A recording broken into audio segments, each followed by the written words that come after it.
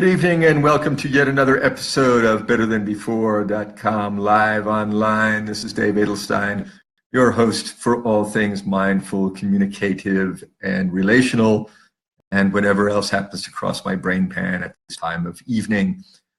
So this evening I was thinking about this. I was thinking about withhold your criticism. One of the things that creates tremendous friction in relationships is criticism.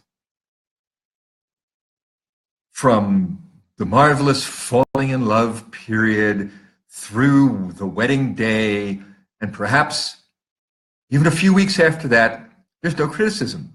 Oh no, I would never criticize the man or the woman that I love because I love them so much. Everything they do is perfect. And then all of a sudden we start criticizing. It just seems to ooze out of us like slime. Well, this isn't the way I expect it to be. This isn't the way it should be. Who says it should be like that? You do, and this creates an obligation on your spouse because you think that things should be this way, and so you feel entitled to spout off and tell them what they ought to do. Hey, remember, you can only control yourself. And since Sunday, we've been talking about working on fixing your relationship by fixing you. Criticism is fundamentally immature. It's not productive. It's not creative. It just looks outward and says, this isn't the way that I think it should be. Well, what have you done? Where's your productive input? Where's your creation? Where's your gift to this situation? You haven't made one. You've just laced into the other person to say, I don't like what you're doing. What you're doing isn't enough. What you're doing isn't good. What you're doing doesn't meet my expectation. It's immature. It's immature. Instead of wisely taking control of yourself and mindfully addressing the present situation, do you launch into the other person? Husbands do this. Wives do this. Oh, and let me tell you how parents do this to their children. Holy smoke. The complexes, the insecurities, it's practically psychological abuse when we criticize our children like this. The child's trying to do their thing and do the best they can, and their children, they don't know a whole heck of a lot. They don't have a lot of years of experience. They haven't been on the job that long. Along comes mom or dad with plenty of criticism. That'll make it real tough for that child to face that task again in the future.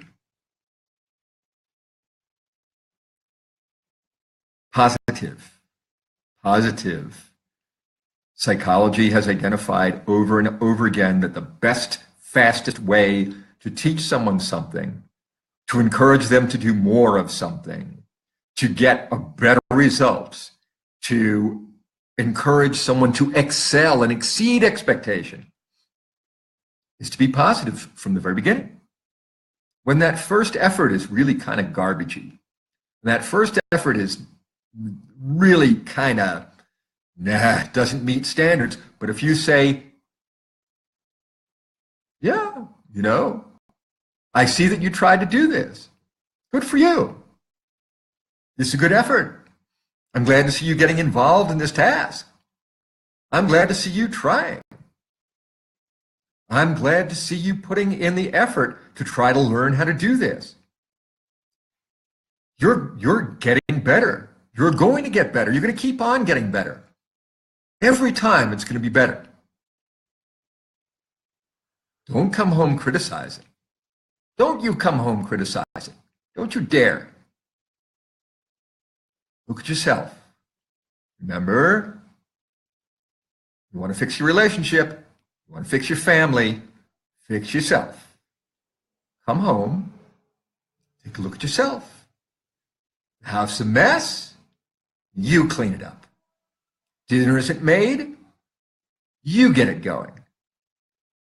Take control of yourself. Something that you're not totally content with, you fix it. Look at yourself.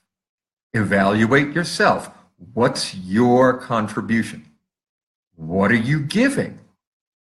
If it's less than 100%, buck up. Step up. Give more. I'm not saying it's easy. I'm not saying that anyone will be as grateful as they should be. But if you have expectations, make sure they're for yourself and that you are meeting those expectations. That's your job. That's what you can do for your family, for your relationship. Meet your own expectations for yourself. That's all you can do. You can't control anyone else. You can't control external circumstances. But you can be the best person that you can be. Think what you, being your best self, would do for your family, would do for your marriage. Keep that in mind. Think about that, and I'll see you tomorrow. Good night, and thanks for tuning in.